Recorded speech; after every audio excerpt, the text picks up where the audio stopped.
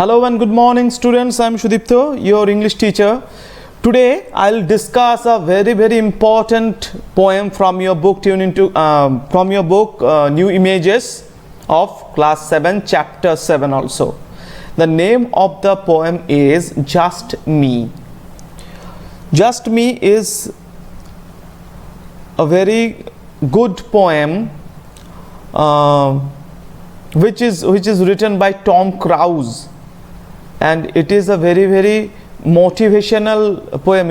It may be a song also. It is composed by Tom Cruise. So today I'll discuss this poem, Just Me. Okay, open at your book. If you want to open your book, you can open it. If you don't want to open your book, still you can just have this video in this time.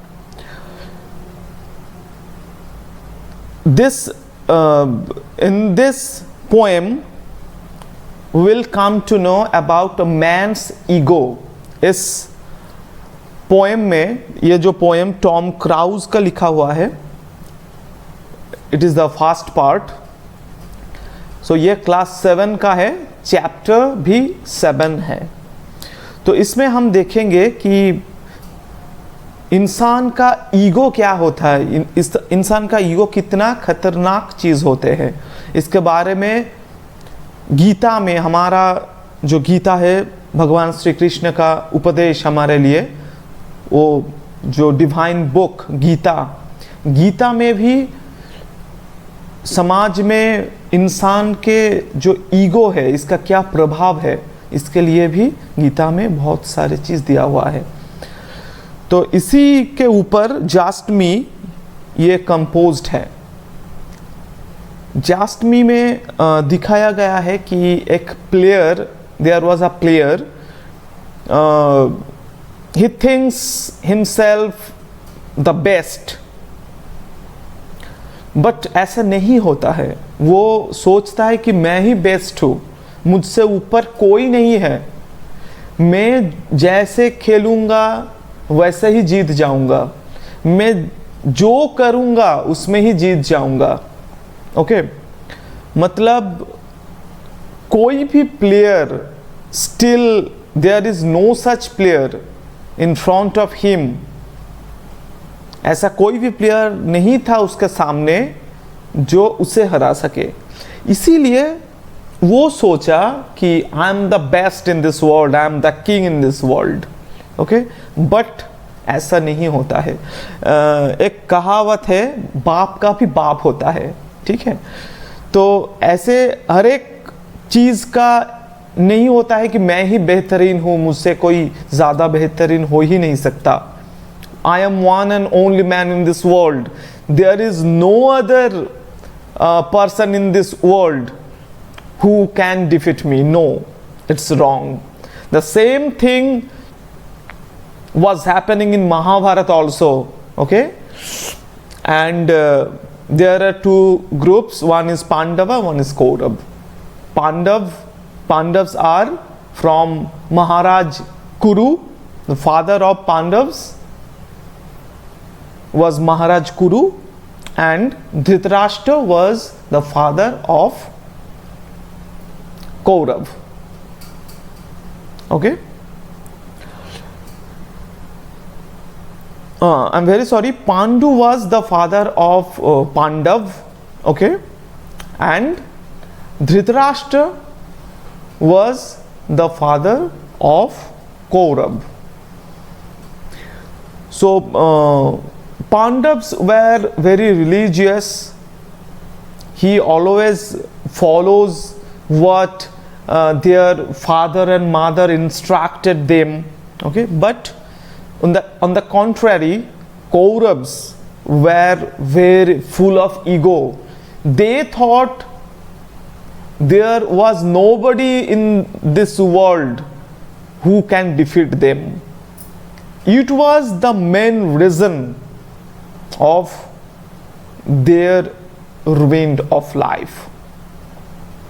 So ये same चीज़ इधर भी है कि पांडव और कौरव का जो युद्ध हुआ था, उसमें भी ये ईगो सबसे ज़्यादा था.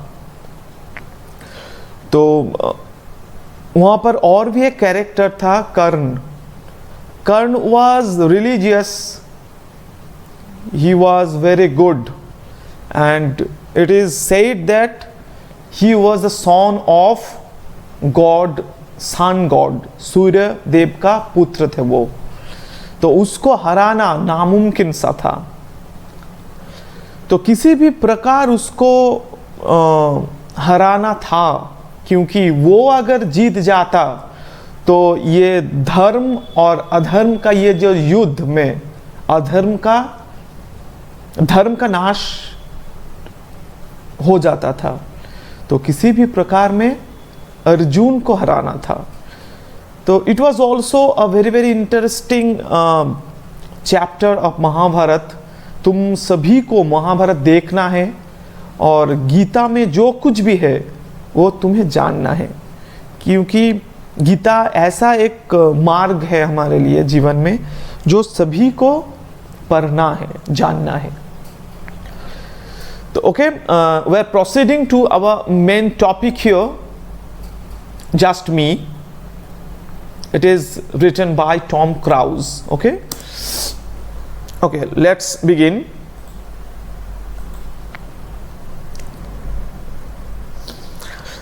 Firstly,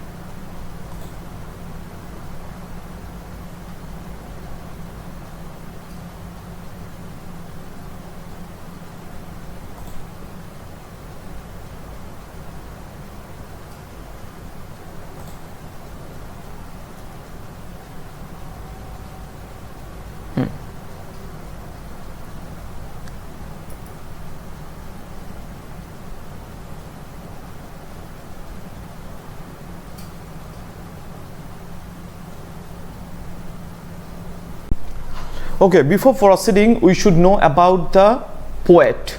Here, the poet is Tom Cruise. It is on your screen. It is the picture of Tom Cruise. Tom Cruise was born on July 5th, 1934 in Helsinki. Helsinki is a place in Finland. He was an actor. He was a famous actor. He was a voice artist and a singer. He was a famous singer, voice artist also. He originally studied medicine. वो क्या था? Actually, Tom Cruise doctor था. मतलब he was the students of medical science. He originally studied medicine, okay, while singing and playing guitar in a jazz band. Within this parallelly, he was singing song, he was playing guitars in a jazz band over there in Finland. His vocal talent soon took him to the Vienna Music Academy. He got chance. It was a very good chance for him, and that's why he went to Vienna Music Academy. There he made his operatic debut in Berlin in 1959. He made an opera, a band, okay. He knew over 50 roles, including words in Italian, German, French, English, Finnish, Czech, Russian, and Swedish. He programmed in this world in various countries. He was also a noted lead singer and a prominent teacher. वो क्या था? वो बहुत ही अच्छा singer था, गायक। And उसके साथ भी वो क्या था? वो बहुत अच्छा एक टीचर भी हुआ करते थे। वो अपने लाइफ में, जिंदगी में बहुत सारा जगह पे वो प्रोग्राम किया। इटली में किया, जर्मन में किया, फ्रेंच में किया, इंग्लैंड में किया, फिनलैंड में किया, चेकोस्लोवाकिया में किया, रशिया में किया एंड स्वीडन में भी किया। He died on December 6, 2013 in Hamburg.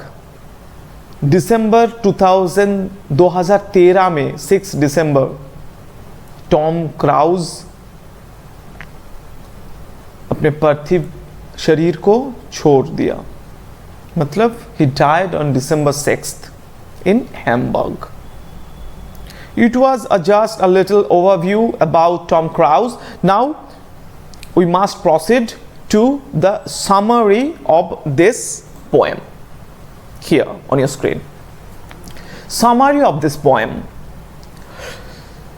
Just Me is written by Tom Cruise. We know it very well. In this poem, the poet wants to show how a man's ego leads to him towards the deterioration of life. To take tension or pressure is natural habit of human beings, but we need to know that too much tension or pressure causes a man puzzled.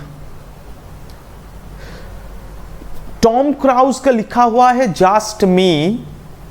इस poem में Tom Krause दिखाना चाहते हैं हम लोगों को कि tension कितना भयानक एक चीज है हमारे खुद के लिए, हमारे सोसाइटी के लिए। कैसे ये टेंशन, ये ईगो हमें नीचे खींचते हैं। मतलब हम सभी चाहते हैं तरक्की करें, पर आपके अंदर अगर टेंशन होगा, आपके अंदर अगर ईगो होगा, तो आप कभी भी जिंदगी में आगे बढ़ नहीं पाओगे। हम सभी जानते हैं, हमें ये जानना चाहिए कि टू टेक टेंशन और pressure is natural habit of human being. ये हम जानते हैं कि हमारा स्वभाव है कि टेंशन करना, किसी का अच्छाई को देख के ईर्ष्या करना, ये हमारा स्वभाव है, ठीक है। But we need to know too much tension और प्रेशर और ego whatever causes a man puzzled। ये भी हमें जानना है, क्या जानना है कि जितना आप प्रेशर लेंगे, जितना आप टेंशन लेंगे, उतना ही ये चीज आपके लिए बहुत ही खतरनाक है। तो वो क्या होता है, जो लोग ऐसे टेंशन लेते हैं तो क्या होता है, he gets puzzled, मतलब वो पगला जाते हैं। He forgets anything right or wrong around him and blames others whereas he has done the same wrong thing।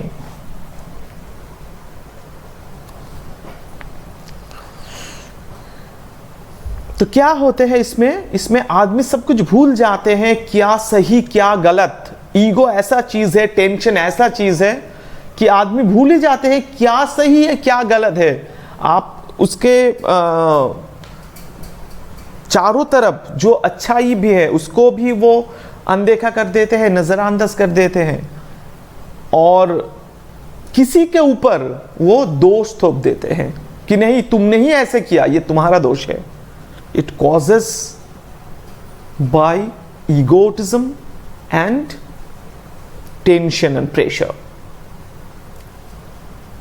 From this poem we'll come to know that to compete with others makes a man self-centered and narrow-minded। Gita में ये है, जब अर्जुन कुरुक्षेत्र के युद्ध भूमि में, एक तरफ है अर्जुन, एक तरफ है कर्ण, तो कर्ण जब श्री कृष्ण से पूछा कि भगवान मेरा कसूर क्या है, मेरा दोष क्या है,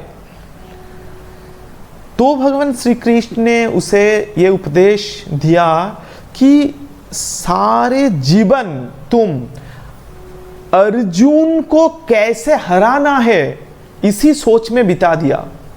मतलब तुम्हारे पास बहुत सारे खूबियां है, तुम्हारे पास बहुत सारे ताकत है, पर तुम क्या किया, एक किसी को हराने के लिए वो लक्ष्य को ही तुम्हारा जिंदगी बना लिया।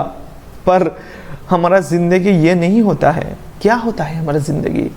हमारा जिंदगी का मकसद क्या होता है कि खुद को एनरिच करो, खुद को शिक्षित करो। ओके, तो वो जो गीता में चीज लिखा हुआ है, ये एक छोटा सा पोर्शन जस्ट में भी है, इसलिए मैं गीता का ये रेफरेंस लाया आपके सामने। तो क्या है इसमें? From this poem we'll come to know that to compare with others makes a man self-centered. आत्मकेंद्रिक बना देता है वो लोग को, नैरो माइंडेड, सोचने का क्षमता जो वो छोटी हो जाता है। His every aim, object and goal becomes a lifelong mission to defeat someone. जैसे कर्ण ने बनाया था अर्जुन को सिर्फ हराने के लिए, उसका हर एक मतलब हर कोई चीज क्या था, अर्जुन को हराने के लिए था। ठीक है, पर वो खुद जीतना नहीं चाहता था, खुद का उन्नति, खुद का प्रगति वो नहीं चाहता था, आत्मा का जो शुद्धिकरण वो नहीं चाहता था। वो क्या चाहते थे? वो चाहते थे अर्जुन को किसी हाल में हराना है। यही उसका ईगो है, यही उसका प्रेशर है, यही उसका टेंशन है और यही उसका अधर्म है। क्योंकि ईश्वर का दिया हुआ जीवन वो ऐसे ही व्यतीत कर दिया। तो क्या किया, वो उसका जीवन को अर्जुन को हराने में उसका लगा दिया। हर एक सपना, हर एक aim, goal, object becomes the mission to defeat Arjun. सो यही यहां पर भी टॉम क्राउज ने बोला है कि ऐसे मत करो। Gradually he gets disconnected from this beautiful world and that main idea of competition becomes the whole world to him. यही मैंने बोला कि ये जो सुंदर पृथ्वी से वो कहीं दूर चला जाता है और वही एक ही चीज, यही ऑब्जेक्ट, किसी को हराना है कंपटीशन में, यही उसको थोड़ा थोड़ा करके मृत्यु की ओर ले जाता है। पर और एक तरफ अर्जुन वो क्या किया, वो किसी को हराने के लिए उसका कुछ भी धनुर्विद्या और शस्त्र किसी को हराने के लिए नहीं था, धर्म को पुनर्प्रतिष्ठित करने के लिए था, है ना। तो यही फर्क था वो दोनों में, पर दो ही बहुत बड़ा वीर था।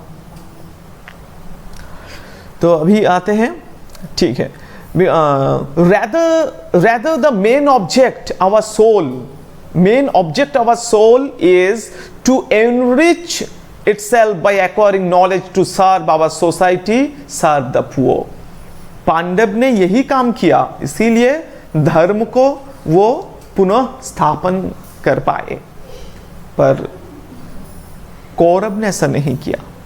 तो चलिए मैं दूसरा गीता का थोड़ा वो आपको बता दिया कि आपको सोचने में अच्छा लगे। चलिए, now moves to our main topic. Here is the the poem. From the time I was little I knew I was great, cause the people would tell me he will make it, just wait. क्या होता है यहाँ पर जो लेखक है वो एक प्लेयर है, प्लेयर एक बास्केटबॉल प्लेयर है। तो from the time I was little, वो जब छोटा था, from his very childhood he knew he was the great. Cause क्या था? The people would tell him you will make it, just wait, you are the best. People says, who says? People says you are the best. I am not telling, it is not told by my inner soul that yes you are the best. कौन बोला? People ने बोला, लोगों ने बोला you are the best. आप ये सब कुछ कर सकते हैं, तुम ये कर सकते हो, you will make it, just wait, धीरज रखो, take time, you will make it. Now next, but they never did tell me how great I would be. उन्होंने कभी नहीं बोला मैं कितना दूर तक जा सकता हूं, कितना ग्रेट हूं मैं. They never did tell me that in which length, in which higher position I can take myself as a big achiever. Okay? ये कभी इस प्लेयर को नहीं बताया किसी ने. If I never played someone who was but they never did tell me how great I would be if I never played someone who was greater than me. तो यही है चीज कि जब तक ना तुम्हें कोई हराने वाला, तुमसे कोई टक्कर देने वाले आ जाए, तब तक तुम ही महान हो, ये सोचना गलत है, क्योंकि तुमसे भी बढ़कर कोई है ना. तो it is the ego, what you are thinking, I am the great, I am the king of this world, there is no other, there is no other people, no other man in this world who can defeat me. It is the ego. ये self centrism है. ठीक है. तो जब तक ना तुम्हारे सामने कोई आया तुमको चुनौती देने वाला, तब तक. Now next, when I am in the backyard I am king with the ball to swish all those baskets is no sweat at all. So here I'm telling you the word meaning. Here is the word meaning. Great means famous. Backyard, here is the backyard means what? Backyard means wide space in front of or behind of a house. It is mostly visible in the village. Okay, nowadays in the city there is no such place which you can call the backyard. I think in the city life there is no such backyard, but in the village life there is so much space in front of and the behind of the houses. So it is called backyard. And swish, S-W-I-S-H, here swish is verb. Swish means sink or put the ball in the basket without touching the backboard or aiming at. किसी को M ना करके वो basket खेलने का time जो एक board होता है, there was a board, without aiming at the board, without touching the board, okay, without hitting the board, एक ही चांस में अगर तुम उस बास्केट में बॉल को गिरा देते हो तो उसको स्विश कहता है. ओके. तो to swish all those baskets is no sweat at all. Sweat means पसीना इन हिंदी में. हियर विदाउट एनी एफर्ट, मतलब when I was with my ball at my backyard, I am the king in this world. And I am the king means no one in this world exists who can defeat me. यहां पर कोई नहीं है यहां पर world में जो मुझे हरा पाए. तो इसी हिसाब से मैं किंग हूं और मैं एक ही बारी में वो बॉल को बास्केट में डाल सकता हूं without hitting, without aiming at, without hitting the backboard. Okay, so in these lines are expressing the egotism of the player. तो मैं सब कुछ कर सकता हूं, मैं ये हूं, मैं वो हूं, कोई नहीं है मुझे हराने वाला. These statements are called the shine of egotism. Okay, now next, go to the next page. Here, but all of a sudden there's a man in my face who doesn't seem to realize that I am king. It should be I am king. I am king of this place. But once, क्या हुआ? Sudden. But all of a sudden there's some man in my face who doesn't seem to realize that I am king of this place. एक time एक player मेरे सामने आया, तो क्या हुआ, वो भी who doesn't seem, जिसको भी ये पता नहीं हुआ, जिसको ये गेस नहीं हुआ कि मुझे रियलाइज कराने में that I am the king of this place. Okay, तो वो ने चैलेंज किया इसको. So the pressure gets to me. किसी ने अगर चैलेंज कर दिया होगा किसी को, तो प्रेशर तो आएगा ही भाई. I rush with my ball, with my all efforts, I rush with my ball to make the score. Okay, my passes to teammates could go through the wall. क्या होता है एक्चुअली बास्केटबॉल में player एक wall बनाते हैं, ठीक है, like a barrier to prevent और to protect their own goal from the opponent side. So it is called a wall. So मेरा ये जो passes है, बॉल को पास करने का तरीका, मैं जिस तरह बॉल को पास किया हूं मेरा टीममेट को, ये उसका वॉल तोड़ के भी बॉल को आगे ले जाने का क्षमता मुझ में था, हम पे था. ठीक है, ये वॉल थ्रो करके भी वो जाते थे. Okay, my passes to teammates could go through the wall. उस वॉल को तोड़ के वो बॉल को ऐसे करके ले जाता था. My jumpers not failing, my dribbles not sure. But क्या हुआ, जब भी मैं प्रेशर में आ गया, मेरा ईगोटिज्म में, जब मैं ईगो में आ गया, तो क्या हुआ, my jumpers not falling means what, means here seem means guesses, realize means to understand, pressure means here tension, teammates means rest of the players of a team, jumpers mean one type of T shirt, here the costume. तो क्या होता है, jumpers not falling means मैं जब दौड़ भाग करता हूं तो उछल कूदने के टाइम जंपर क्या होता है, मेरे साथ ही उछल कूद वो भी करता है, तो वो मेरे साथ नहीं हो रहा है, मैं एक स्थिर हो चुका हूं.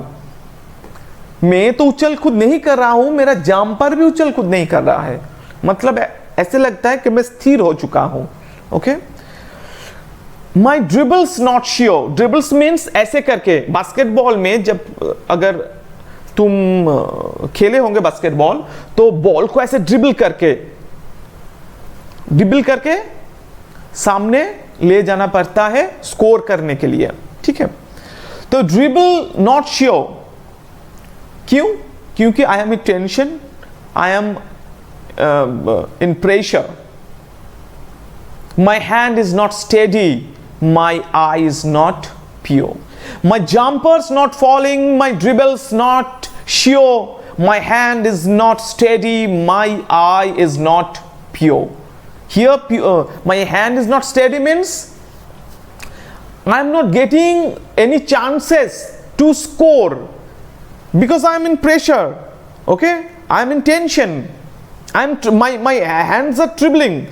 Means यहाँ पर मैं टेंशन में हूँ, मेरा हाथ जो है बॉल को पकड़ के रखा तो है, पर क्या कोई एंगल में, किस एंगल से मैं थ्रो करूं, किस एंगल से ड्रिबल करने से मुझे स्कोर मिलेगा, कैसे उसको बास्केट में डालना है, ये चीज मैं भूल चुका हूं. Okay, my I is not pure. Pure means my eyesight, my strategy was totally failure in that time. Here dribble means to move the ball along with several bounces. So it was two stanzas. There are also two stanzas are there. So in the next class, the next part, I will explain those two stanzas. I think this portion is very much clear to you. If you have any type of query, please send a SMS to me. Till then, bye bye, good day.